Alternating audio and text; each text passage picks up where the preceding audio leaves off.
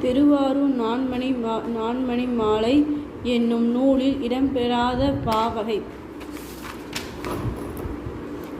வஞ்சிப்பா. பின்வருவனவற்றுள் நம்மாழ்வாரை குறிக்காத பெயர். தமிழ் வியாசர். பெண்களின் கருப்பை சார்ந்த நோய்களை இம்மூலிகை நீக்குவதால் இதற்கு குமரி என்ற பெயரும் உண்டு. அம்மூலிகை எது? கற்றாழை. வீரம் இல்லாத வாழ்வும் விவேகம் இல்லாத வீரமும் வீணாகும் என்று எடுத்துரைத்தவர் முத்துராமலிங்கர். பொருந்தாதை சுற்று. வாதம், ஏமம், பித்தம், சீதம். Correct answer ஏமம்.